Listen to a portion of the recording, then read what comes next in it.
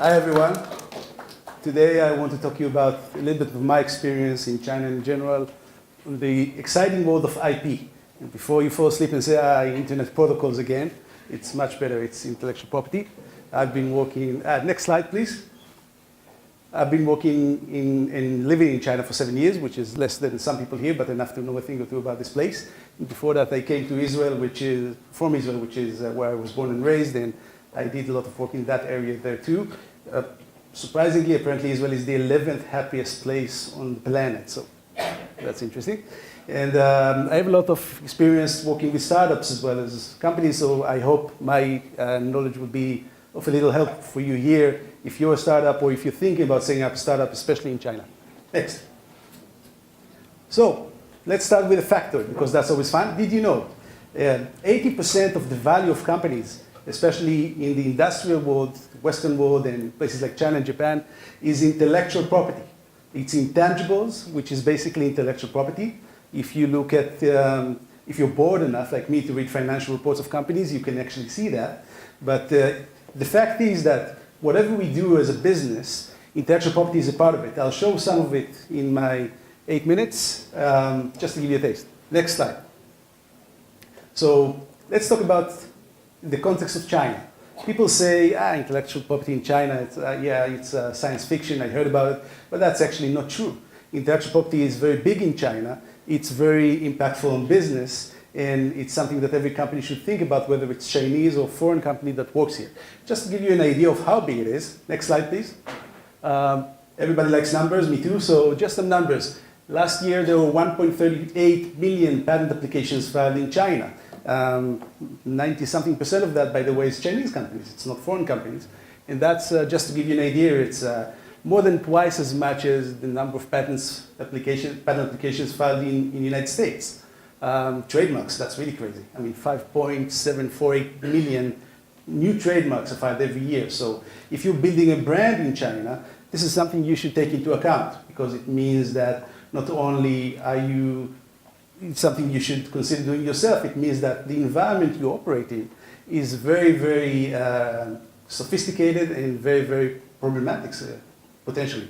So just down here below, this is the main takeaways from all these numbers. I mean, IP is something that you cannot ignore, you should not neglect, and you must understand how it works, because it will impact your business and it will impact your industry, certainly in China. If anyone here comes to China from a foreign country and thinks this is not going to impact my business, that's probably a very big mistake. Change that mindset. Next. So what does it mean? And let's think for a moment in the context of startup, right? I mean, startups usually, there are two things we never have, right? We don't have money, we don't have time. Always on the chase for investment, market acquisition, more customers, the next generation of our product, launch stuff. So why does this guy come here and say, you should think about your IP? I mean, I'll take care of that later. Maybe my lawyer will take care of that when I can afford one. But the fact is that intellectual property affects every company in every stage of its life, whether it's a startup that was just set up yesterday or a huge company that's been operating for many, many years. And it's important to understand, if you operate a company, what are the challenges, what are the external threats that I'm going to face, what are the internal risks that I need to manage, and most importantly, what are my strategic assets and how do I use them to push my company to the next stage? I mean, if I develop technology, how do I use that? If I am building a brand, how do I use that? Next. So a lot of things start when you start up with a big idea. I have a great idea, I want to do something. I have a great technology, maybe I have a nice idea for business. How do I translate that to something which is tangible, which is meaningful?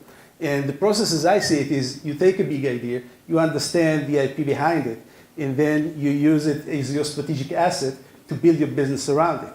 And the reality is that intellectual property is something that goes hand in hand with business. And this is where we see a gap between reality and what should have been.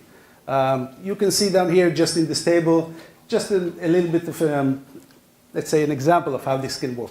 It doesn't matter which kind of startup you are or what you're looking for, whether you're looking for an IPO sometime in the future, an exit, you want to be acquired, you want a strategic collaboration in China, you just want to grow. You'll have different strategies to achieve different things, and that will affect your IP position as well. And this is something that management should be involved. In an ideal situation, the CEO of the company, the CTO of the company, the CFO, they should think about what does this mean IP? How does it affect our business? What is the strategic asset that we are trying to do? And it should be done pretty early. I mean, when you start thinking. If you think about the startup, usually there is no market, there's no product, there are no clients sometimes even. What we have is IP. And this is what our investors will invest in. We need to show them that what we have is valuable, that we know how to use it. The reality, however, is very different. Usually people say, intellectual property, my lawyer will walk about on that, I'll take care of it later. This is not something for lawyers to take care of. This is something for management to understand and use, especially in China, because whatever you do in China will have some sort of IP implications because of the numbers, because of the market, because of counterfeiters, because of competitors. So it's very important to understand how all of this is going to work. So if we're a startup, what does it actually mean? What should we do next? Next slide. Well, the basic answer is you need an IP strategy. An IP strategy is the answer to the question what we should do, how we should do it, when we should do it, where in terms of IP. I come to China. Do I need to have some IP assets here?